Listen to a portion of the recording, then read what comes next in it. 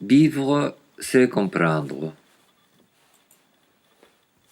Mais j'ai une paresse irrésistible pour le cinéma contemporain et je ne vois pas la télé. Je sais que la réalité pour la plupart des gens est construite par les raccourcis de cela. Mais à d'autres époques, c'était la messe et moi, je ne serais pas allé non plus. Un ami suggère que l'essor de l'humanité est dans les mains d'une secte dont la description serait faite par Kubrick dans Eyes Wide Shut. Or, c'est à la sortie de ce film, à peu près, que mes bras sont tombés devant les publicités et j'ai arrêté de suivre les metteurs en scène. Lynch, aussi j'ai abandonné, Peter Greenaway par les mêmes fatigues, et Tarkovsky. Quand j'ai voulu visionner Bresson, un vertige m'a plongé dans l'état hypnotique. J'avais bouclé les possibilités du spectateur. C'était une nouvelle vie sans cinéma. La peinture et les arts scéniques sont redevenus innocents et puissants grâce à cette rupture. Les livres ont repris leur valeur historique.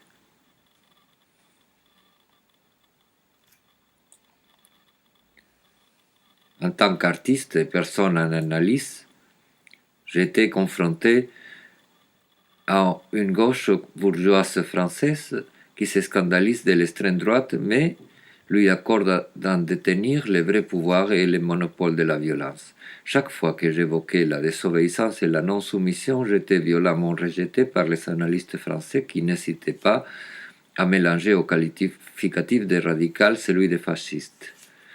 Vidant complètement l'antiracisme et la liberté d'expression de leur caractère politique et soutenant l'amalgame fait par les fascistes de droite eux-mêmes. Disant cela, je ne tiens du tout à disqualifier la psychanalyse, mais le ressort bourgeois qui a prévalu dans les dispositifs analytiques au point exposé, que celui qui vient accuser l'analyste viendrait s'accuser soi-même. Voilà une pensée instrumentale de l'analyste maître décomplexé. C'est lui qui a la compulsion d'une écoute à un analyste. C'est qu'il n'écoute rien et ne sait rien d'analyse. Voilà bien ce qui constitue la boucle par laquelle l'on justifie le classisme et le racisme du thérapeute et l'on institue la connerie des patients. Pour éviter des rédactions inintéressantes, je tiens également à penser que je ne débarque pas dans un groupe comme je viens de faire qu'avec l'espoir d'en faire des amis et de prendre parti à la production de textes meilleurs, je veux dire de mieux en mieux.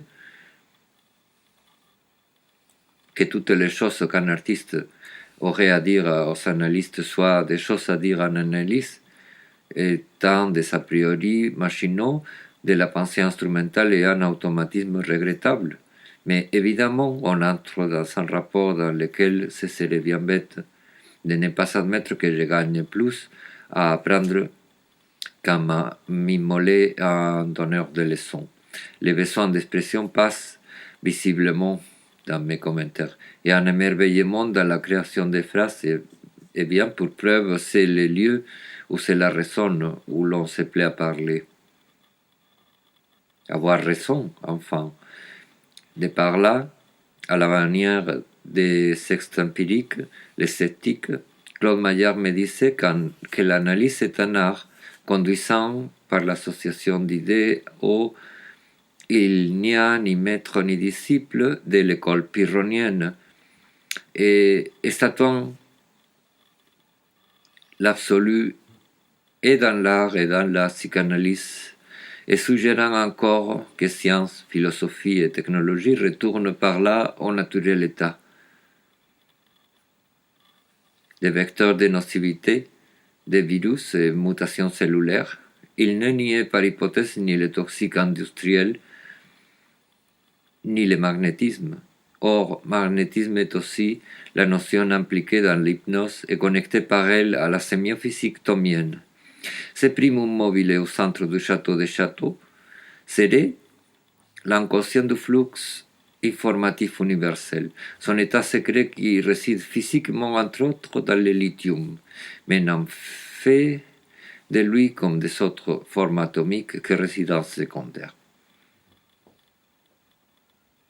Là où il y a passage entre conscience et inconscient, nous avons besoin d'un partage ou répartition, distribution, attribution du savoir, entendant clairement que par savoir on désigne la qualité durable de la conscience, sa répétition dans la chaîne temporelle, faisant entrer le lithium dans la danse des consciences où on avance inexorablement vers une insensée psychanalyse du robot, par manquement aux rudiments sémiotiques, hélas, oubliés. Corrigeons illico presto cela et revenons à nos moutons. Le minéral est défini comme la matière n'ayant vie, ni ne pouvant l'engendrer, quoique pouvant être instrument de transmission des savoirs, tels le sont les livres, écrans, ou sur un plan plus organique et métabolique pouvant être support d'un flux d'énergie constituant l'intensité de la vie, tel l'eau ou l'atome d'oxygène consommé par la cellule.